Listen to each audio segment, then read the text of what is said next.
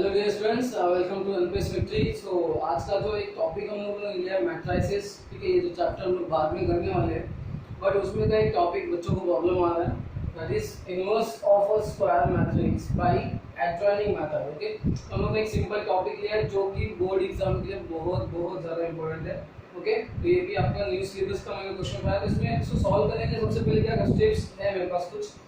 If B is a square matrix, okay, let जो है B में एक स्क्वायर मैट्रिक्स है, then we have these steps to find the inverse of matrix B. Okay, so कैसे करना है? Step 1, find the determinant of B that is mod B. Okay, so ये determinant, if determinant is not equal to 0 then B inverse exists. मतलब अगर 0 आ गया ना तो हम लोग आगे बढ़ना ही नहीं, फिर B inverse exist नहीं करेगा। तो 0 नहीं आना चाहिए, तो हम लोग B इनवर्स के लिए आगे स्टेप फॉरवर्ड हम लोग जा सकते हैं। नेक्स्ट क्या है? Step 2, find element of minor matrix. अभी माइनर मैट्रिक्स क्या होता है वो हम लोग समझ जाएंगे, कैसे उसका एलिमेंट कैसे फाइंड आउट करते हैं, और ये कैसे माइनर मैट्रिक्स भी बोलते हैं, ठीक है। तो एलिमेंट ऑफ दैट इज ये M11, M12, M13, ठीक है, ये कैसे निकालते हैं। ये मिलने के बाद द सेम स्टेप जो होगा, स्टेप 3 यहाँ पे लिखा मैंने, find element of cofactor matrix, ठीक है। तो अभी कोफैक्टर मैट्रिक्स फाइंड आउट करना है बाय यूजिंग माइनर मैट्रिक्स। वो क्या होता है? Aij क्या होता है? ये रिप्रेजेंट करता है cofactor matrix. Okay, is equal to -1, okay, bracket 1 sorry I plus j। What is this? I plus j, same यहाँ पे जो है, ओके, इनटू ij, यहाँ पे जो ij है। ओके, मतलब अगर मैं को बोलूंगा A11 क्या हो जाएगा? -1 raise to 1 plus 1 into M11। तो हम लोग को एक बार ये मिल गया, तो इसके हेल्प से, हम ये फॉर्मूले के हेल्प से हम लोग ये भी निकाल लेंगे cofactor matrix. Next, find adjoining B। Adjoining B कैसे निकालेंगे? That is transpose of cofactor matrix, ठीक है। This is transpose of cofactor matrix. Next, find inverse का फॉर्मूला लगा देंगे 1/mod B into that is adjoint of B। Okay, तो this step we are going to follow. तो एक question लो, देखते हैं एग्जांपल, फिर क्लियर हो जाएगा। तो जब तक आप ये लिख लो, मेरा कर जाएगा। Now this is your question, okay, find inverse of this by adjoint method. Okay, so simple, सबसे पहला स्टेप क्या है? हम लोग लेट बोलेंगे, let B, this is my matrix, what is given to us 3 1 5 2 7 8 1 2 5। ओके, तो ये मैट्रिक्स अपने को दिया है।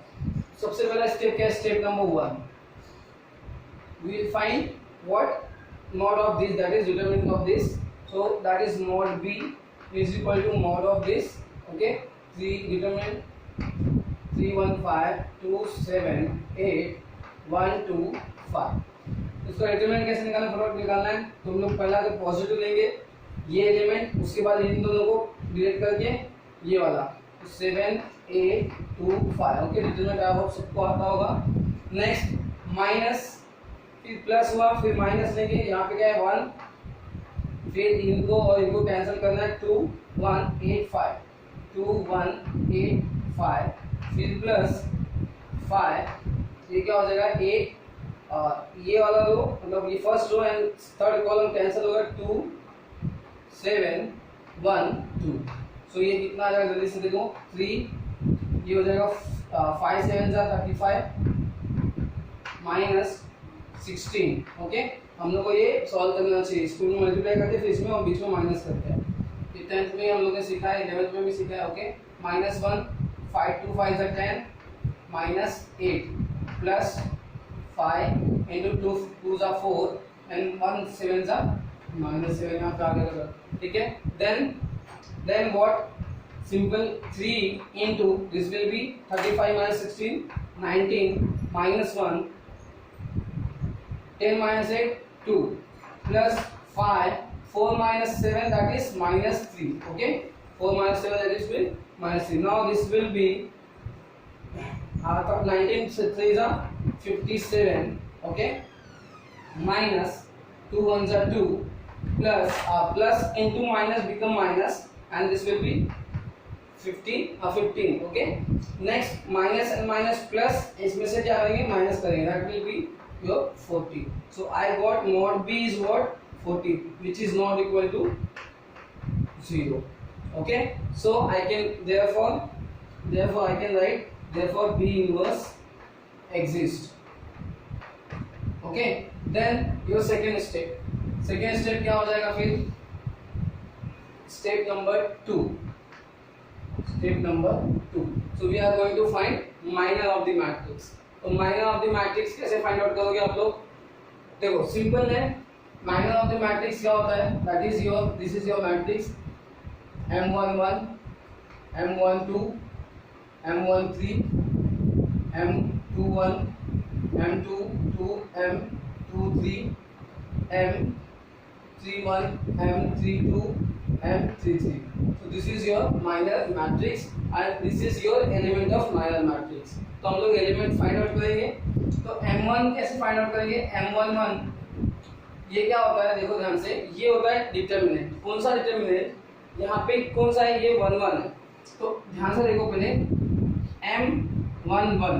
तो M11 का क्या मतलब है, जो गिवन मैट्रिक्स है, ये मेरा गिवन मैट्रिक्स है B, इसमें से मैं first row and first column को डिलीट करूंगा. This is your row and this is your column. We know very well कि ये साइड का रो होता है, ये साइड का कॉलम होता है.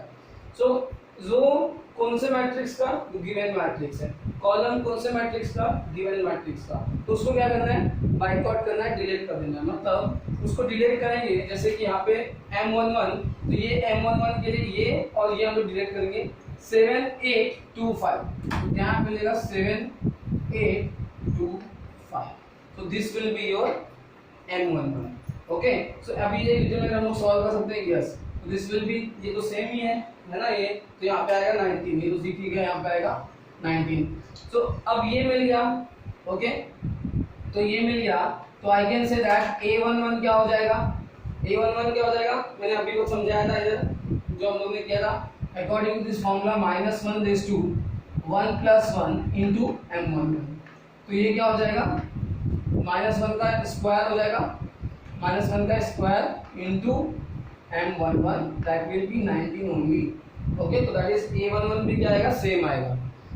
जब कभी भी इन दोनों का सम, ओके, रोज एंड कॉलम जो भी है इनका सम इवन आएगा, तो M की वैल्यू और A की वैल्यू सेम होगी. जब ऑड आएगा तो M की वैल्यू और A की वैल्यू में माइनस का डिफरेंस होगा, मतलब माइनस लग जाएगा A11 में. ठीक है. दूसरा देखो M12 क्या होगा, ध्यान से देखो M12. तो M12 मुझे निकालना है मेरे को, मतलब ये तो ये जहाँ पे मत देखो, यहीं पे देखो. तो M1 मतलब ये 1 है first row and second column. तो this is your first row and this is your first row and this is your second column. तो ये मैट्रिक्स हम लोग यहीं पे लिख लेते हैं, इसकी तो अभी कोई जरूरत नहीं है मैट्रिक्स की. हम लोग सिर्फ एलिमेंट निकालना है. तो हम लोग ये बी मैट्रिक्स बार बार वहाँ जा नहीं सकता है, यहाँ पे लिख लेता हूँ 3 1 5 2 7 8 1 2 5. सो अब यहाँ पे देखो M12, तो first row second column, first row second column. तो ये और ये बचे, तो यहाँ पे 2 1 8 5. इसको सॉल्व करो. ठीक है, ये भी तो सेम है यहाँ पे, तो इसका आ जाएगा, आराम से दिख रहा है 2 है ना. 5 2 10 and 8, that will B 2. And यहाँ पे फिर A12 क्या आ जाएगा, देखो इन दोनों को प्लस करो, 1 + 2 कितना होगा 3, दैट इज ऑड.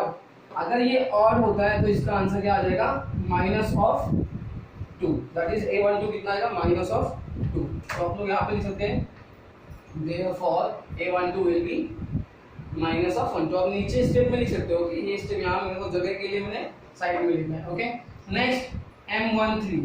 तो M13 again what is first row third column. This is your first row and this is your third column.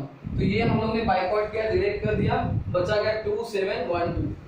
2 7 1 2. 2 2 are 4, that will be again 4 - 7, that will be -3.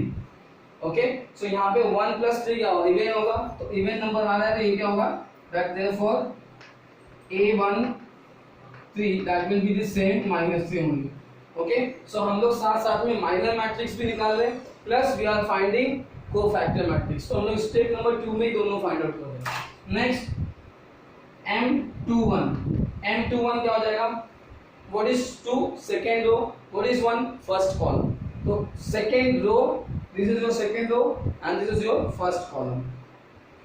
तो this is second row and first column हम लोगों ने delete कर दिया, तो क्या बचेगा, ध्यान से देखो, ये 1 5 2 5, तो यहाँ पे बचेगा 1 5 2 5, okay 1 5 first second row first column delete किया ना, हाँ सेकेंड रो फर्स्ट कॉलम, तो sorry this is second row first column, second row first column में ना, तो second row and first column, हाँ तो 1 5 2 5, यस तो ये सही था, सॉरी 1 5 2 5, तो ये कितना हो जाएगा, 5 1 is 5, this will B 5 2 is 10 and that is minus, क्या हो जाएगा -5, एंड इन दोनों को प्लस करो तो क्या होगा ऑड, तो इसलिए therefore a, okay a 2 1 will be minus of -5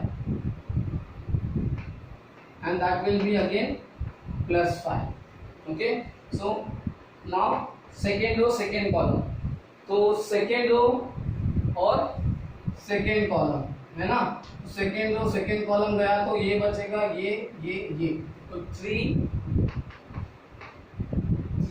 5 3 second row second column 3 5 1 5, 3 5 1 5, so ये क्या हो जाएगा 5 3 is 15 minus 5 is 5, that will be 10, तो इन दोनों को प्लस करो इवन मिल रहा है ना, इन दोनों को प्लस करो इवन मिल रहा है, therefore a 2 2 that will be 10 only, okay that will be 10 only. Next M23 क्या होगा, मतलब again this is your second row third column, तो सेकेंड रो थर्ड कॉलम, तो 3 1 और 3 1 1 2, 3 1 1 2, तो ये हो जाएगा 2 3 is 6 minus 1 1 is 1, that will be 5, और इन दोनों को प्लस करोगे तो क्या होगा odd number 2 + 5 2 + 3 that will be 5, तो इसका क्या हो जाएगा therefore a 2 3 will be minus of this, okay.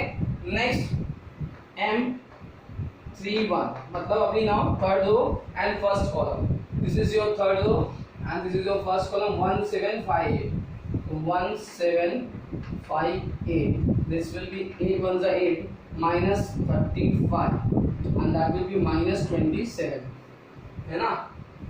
सो अब यहाँ से मैंने जब माइनस करूंगा तो ये देखो, पहले यहाँ पे देखो 3 + 1 दैट इज इवन, अगेन इसका सेम आंसर होगा, फिर 8 3 1 दैट विल बी -27, तो हम लोग ने दैट इज माइनर मैट्रिक्स का एलिमेंट और यहाँ पे कोफैक्टर एलिमेंट भी हम लोग ने कोफैक्टर मैट्रिक्स का एलिमेंट भी निकाल दिया. फिर 3 2 क्या हो जाएगा, third row second column, third row this is your third row and this is your second column, तो ये एलिमेंट और ये एलिमेंट बचेंगे, 3 2 5 8, तो ये कितना आ जाएगा 24, 8 3 is 24 and 2 5 is 10 and that will be 14, और अगेन इन दोनों का समेशन क्या आता है, ऑड आता है, so therefore a 3 2 will be minus of that 14. Next last one is what, 3 third row and third column, तो third row and third column कहाँ पे है, this is your third row and third column, 3 1 2 7, तो ये कितना आ जाएगा, आप लोग जब सॉल्व करोगे ना ये, तो आपके पास पेंसिल होनी चाहिए और पेंसिल से ऐसे ऐसे मतलब रफली आप करते जाना, बाद में उसको रफ कर सकते हो, ठीक है, बिकॉज फिर कंफ्यूजन नहीं होगा. तो ये कितना आएगा 21, okay minus that is 2, that will be 19, okay.